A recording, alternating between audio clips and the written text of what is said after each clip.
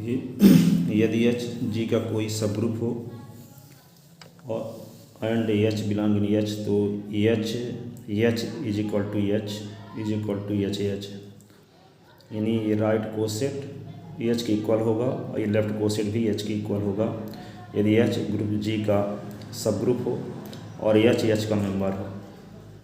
इसको कैसे हम समझ सकते हैं कि जैसे यहाँ पे जी इज इक्वल टू हम ले लेते हैं 1 -1 आयोटा माइनस आयोटा, और एच इज इक्वल टू ले लेते हैं 1 -1। तो यदि हम 1 का एलिमेंट लेते हैं राइट कोसेट बनाने के लिए, हम जी का कोई आर्बिट्रेरी एलिमेंट लेते हैं, तो जी का आर्बिट्रेरी एलिमेंट यदि लेते हैं तो हम ऐसा जी का आर्बिट्रेरी एलिमेंट लें जो एच में भी कंटेन हो। तो यदि हम जी का एलिमेंट 1 लेते हैं तो 1 तो एच में भी कंटेन है, -1 लेते हैं तो -1 एच में भी कंटेन है। तो जैसे मान लेते हैं कि -1 बिलोंग इन जी का एलिमेंट लेते हैं लेकिन वे एच में भी कंटेन है, तो -1 बिलोंग इन एच जब लेते हैं तो इस -1 का मल्टीप्लाई हम एच के -1 एलिमेंट का राइट कोसेट बनाते हैं। तो कैसे बनेगा एच -1, तो यहाँ पे क्या होगा, इन सभी एलिमेंट में -1 का मल्टीप्लाई करते हैं तो 1 × -1 और -1 × -1, तो यहाँ पे एच -1 इज इक्वल टू क्या आ गया -1 और ये 1। तो यहाँ देखते क्या है कि एच -1 में जो इस राइट कोसेट में जो एलिमेंट हैं वही एच में भी एलिमेंट हैं, तो H -1 is equal to H है। तो ये एग्जाम्पल की मदद से ये थ्योरम प्रूव हो गई, लेकिन इसको स्टैंडर्ड फॉर्म में कैसे प्रूव करते हैं देखते हैं। ये है गिवन दैट ये जी एक मल्टीप्लिकेटिव ग्रुप है और एच जी का एक सब ग्रुप है, H belong in H, then we have to prove that H is equal to H. तो H is equal to H, दो सेट को इक्वल प्रूव करने के लिए अब हम जानते हैं कि दोनों को एक दूसरे के सबसेट प्रूव कर देते हैं। यदि हम H is subset of H और H is subset of H prove कर दें तो दोनों सेट इक्वल हो जाएंगे। तो इसके इक्वल प्रूव करने के लिए हम क्या करते हैं, पहले सेट का कोई आर्बिट्रेरी एलिमेंट लेते हैं और वे आर्बिट्रेरी एलिमेंट को दूसरे सेट में दिखाते हैं, फिर दूसरे एलिमेंट में वे एलिमेंट कंटेन है। फिर हम दूसरे सेट का कोई आर्बिट्रेरी एलिमेंट लेते हैं और ये दिखाते हैं कि वह एलिमेंट पहले सेट में भी कंटेन है। तो जब आर्बिट्रेरी एलिमेंट पहले सेट का जब आर्बिट्रेरी एलिमेंट दूसरे सेट में कंटेन हो जाता है, इसकी मीनिंग ये होती है कि पहले सेट के ऑल एलिमेंट दूसरे सेट में कंटेन हैं।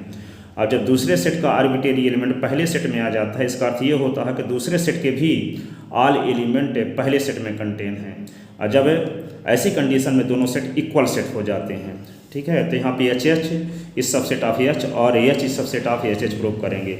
प्रूव मान लिया एच डैश जी के सब ग्रुप एच का कोई आर्बिट्रेरी एलिमेंट है, तो यहाँ पे एच डैश जी के सब ग्रुप एच का जब आर्बिट्रेरी एलिमेंट है तो एच डैश और एच का एक स्विच अवयव होगा, अर्थात ये इस राइट कोसेट का एलिमेंट किस टाइप के होंगे, कैपिटल एच के एलिमेंट और स्मॉल एच के मल्टीप्लाई के फॉर्म में होंगे एच के राइट कोसेट के एलिमेंट है। तो ये कैपिटल एच का जो एलिमेंट है एच डैश है और एच तो हम एच का राइट कोसेट ही बना रहे हैं, तो इन दोनों का मल्टीप्लाई किस एच का एलिमेंट होगा। तो इस एलिमेंट को हम एच का आर्बिट्रेरी एलिमेंट मानकर चलते हैं। तो यही एलिमेंट को यदि हम ये दिखा दिए कि एच में बिलोंग करता है, तो इसका अर्थ ये हो जाएगा कि एच के ऑल एलिमेंट एच में कंटेन है। तो चूँकि एच एक सब ग्रुप है, अतः H dash belong in H belong in H, तो दोनों का मल्टीप्लाई भी एच को बिलोंग करेगा, क्योंकि एच जब सब ग्रुप है तो उसमें ग्रुप की प्रॉपर्टी, ग्रुप की सारी प्रॉपर्टी होल्ड होगी, अर्थात ग्रुप में डिफाइंड बाउंड्री ऑपरेशन के रिस्पेक्ट एच एक स्वयं ग्रुप होगा, तो एच में क्लोजर प्रॉपर्टी होल्ड होगी। H dash H belong in H तो H dash H belong in H. इस प्रकार हम जो एच के राइट कोसेट का arbitrary element H dash H लिए थे वह एलिमेंट एच में भी कंटेन हो गया। इसका मतलब ये हुआ कि एच सबसेट है किसका, एच का। इक्वेशन फर्स्ट है। अब एच डैश को हम क्या लिख सकते हैं, एच डैश इंटू ई लिख सकते हैं, क्योंकि ई का मल्टीप्लाई करेंगे एच डैश के साथ तो कोई फर्क नहीं पड़ेगा। तो एच डैश ई के स्थान पे हम लिख सकते हैं एच इनवर्स एच है। अब हम इसको क्या लिख सकते हैं, इसमें एसोसिएटिव लगा दिए तो H dash H inverse into H है, H dash H inverse H belong in H है, क्योंकि H dash H inverse H का मेंबर है और एच के मेंबर में राइट साइड में एच का मल्टीप्लाई कर देंगे तो राइट कोसेट का एलिमेंट हो जाएगा। तो एच डैश जो है, एच डैश को हम इस फॉर्म में लिख सकते हैं। यहाँ से ये क्लियर पता चला कि ये एच का एलिमेंट है और ये एच का एलिमेंट तो है ही, तो एच के एलिमेंट के ये राइट कोसेट का एलिमेंट होगा, यानी ये एलिमेंट एच का है और ये एच जी का जो एलिमेंट लेते हैं तो जी का एलिमेंट का राइट कोसेट, जी का एलिमेंट का राइट कोसेट बनाते हैं तो यहाँ पे एच का जो एलिमेंट है वह जी में अवश्य कंटेन होगा, इसलिए यह राइट कोसेट का एलिमेंट होगा। ये एच का एलिमेंट है, ये एच, दोनों का मल्टीप्लाई राइट कोसेट का एलिमेंट हुआ। इस प्रकार एच डैश को जब इस फॉर्म में लिख देते हैं तो ये राइट कोसेट का एलिमेंट हो जाता है, जबकि हम एच डैश किसका एलिमेंट मानकर चले थे, एच डैश एलिमेंट मानकर चले थे कैपिटल एच का। एच डैश कहीं पे मान, ये एच डैश एच का एलिमेंट है, लेकिन एच डैश ये एच का एलिमेंट है, यही एलिमेंट एच को बिलोंग कर गया। इसका अर्थ ये हुआ कि जब एच डैश कैपिटल एच के आर्बिटेरी एलिमेंट था, यह एलिमेंट एच में बिलोंग कर गया, इसका अर्थ ये हुआ कि एच के ऑल एलिमेंट एच के राइट कोसेट में कंटेन होंगे, तो एच सबसेट होगा एच का। तो जब एच सबसेट होगा एच का तो दोनों सेट एक दूसरे के सबसेट हो गए, तो from equation first and second क्या होगा, H is equal to H हो जाएगा। H is equal to H जैसे यहाँ पे लिख सकते हैं, फिर इसको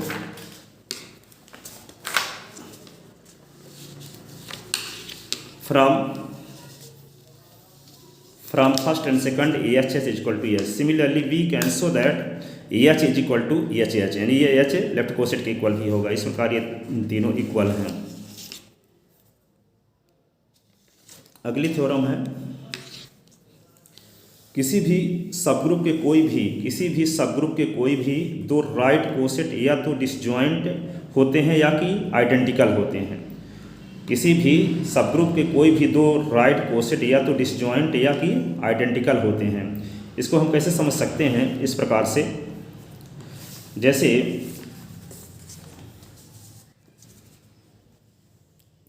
जी एक ग्रुप है, multiplicative group 1 - 1 iota minus iota, और एच इसका एक सब ग्रुप लेते हैं 1 - 1। अब हम राइट कोसेट बनाते हैं जी में, एच के राइट कोसेट जब बनाएंगे तो जी का कोई आर्बिटरी एलिमेंट लेते हैं 1, तो एच 1 इज इक्वल टू क्या होगा, 1 का ऑल एलिमेंट के साथ मल्टीप्लाई करेंगे तो 1 - 1 ही आएगा। एच -1 का मल्टीप्लाई कर देंगे तो -1 और 1 आएगा। आयोटा जी का एलिमेंट लेते हैं और एच के सभी एलिमेंट मल्टीप्लाई करेंगे तो क्या आएगा, यहाँ पे एच आयोटा, इसके एलिमेंट क्या हो गए, आयोटा माइनस आयोटा, और यहाँ पे एच माइनस आयोटा को मल्टीप्लाई करेंगे तो माइनस आयोटा और ये आयोटा। तो यहाँ पे देखते हैं कि जिसके जो 4 राइट कोसेट प्राप्त हुए, तो इनमें से देखते हैं कि यदि इन दो राइट कोसेट की बात करें तो इन दोनों में सेम एलिमेंट हैं, तो ये दोनों राइट कोसेट आइडेंटिकल हैं। लेकिन यदि इस और इस राइट कोसेट और इस राइट कोसेट की बात करें तो इन दोनों में कोई भी कॉमन एलिमेंट नहीं है। जब दो सेट इस प्रकार के हों जिसमें दोनों में कोई कॉमन एलिमेंट ना हो तो वे दोनों सेट को क्या बोला जाता है, डिसजॉइंट सेट। जैसे यहाँ पे ए इज इक्वल टू हम ले लेते हैं ए बी और बी इज इक्वल टू ले लेते हैं सी डी। तो ए और बी का यदि इंटरसेक्शन निकालेंगे तो यहाँ पे फाई आएगा, कोई एलिमेंट कॉमन एलिमेंट नहीं है, तब ए और बी को हम क्या बोलते हैं, डिसजॉइंट सेट है। इसी को हिंदी में कहते हैं विसंगी समुच्चय या असंयुक्त समुच्चय भी बोलते हैं। तो यदि दो सेट का इंटरसेक्शन क्या हो, फाई हो, तो दोनों सेट को क्या बोलेंगे, डिसजॉइंट सेट है। अब यहाँ पे तो कोई भी दो राइट कोसेट जब लेते हैं तो दो ही कंडीशन होती है, या कि दोनों क्या होंगे, डिसजॉइंट होंगे या कि आइडेंटिकल होंगे, दोनों सेम सेट होंगे। तो यही हम प्रूफ करना चाहते हैं। ये तो एग्जाम्पल की मदद से थ्योरम प्रूफ हो गई कि कोई किसी ग्रुप के कोई भी दो राइट कोसेट या तो डिसजॉइंट होते हैं या कि आइडेंटिकल होते हैं। लेकिन इसको स्टैंडर्ड फॉर्म में कैसे प्रूफ करेंगे, ये देखते हैं। किसी भी सबग्रुप के कोई भी दो राइट कोसेट या तो डिसजॉइंट या आइडेंटिकल होते हैं। माना जी डॉट एक मल्टीप्लिकेटिव ग्रुप है, एच ग्रुप जी का एक सब ग्रुप है, ए और बी ग्रुप जी के कोई दो आर्बिटरी एलिमेंट हैं। देन एच का जी में ए से जनरेटेड राइट कोसेट है। देन वी हैव और एच का जी में बी से जनरेटेड एक राइट कोसेट है। Then we have to prove that H a और H b are disjoint or identical. That is या तो एच ए और एच बी का इंटरसेक्शन फाई होगा, तो इंटरसेक्शन जब फाई हुआ तो एच ए और एच बी क्या कहलाएंगे, डिसजॉइंट सेट, या कि एच ए एच बी के इक्वल है, यानी दोनों आइडेंटिकल हैं, दोनों सेट्स इक्वल सेट हैं। तो let H A and H B disjoint नहीं है, ये मानकर चलते हैं कि दोनों राइट कोसेट डिसजॉइंट नहीं हैं। जब दोनों को डिसजॉइंट नहीं है ये मानकर चलते हैं, तो यदि हम ये प्रूफ करने में कामयाब हो गए कि दोनों सेट क्या हैं, आइडेंटिकल है, तो थ्योरम क्या होगी, प्रूव हो जाएगी। तो हमारा मकसद ये है कि जो एच ए और एच बी डिसजॉइंट सेट नहीं है, तो हमें ये दिखाना होगा कि दोनों आइडेंटिकल हैं। तो आइडेंटिकल दिखाने के लिए क्या दिखाते हैं, तो जब दोनों डिसजॉइंट नहीं है तो इसका मतलब ये हुआ कि दोनों का इंटरसेक्शन फाई नहीं होगा। जब दोनों का इंटरसेक्शन फाई नहीं होगा इसका अर्थ ये हुआ कि दोनों के इंटरसेक्शन में कुछ ना कुछ एलिमेंट अवश्य होंगे। तो मान लेते हैं कि H A intersection H B में कोई एलिमेंट सी है, तो जब C H A intersection H B का एलिमेंट है तो सी एच ए में भी रहा होगा और सी एच बी में भी रहा होगा, अर्थात इस राइट कोसेट में भी कंटेन रहा होगा, इस राइट कोसेट में भी कंटेन रहा होगा। तो सी belong in H A and c belong in H B.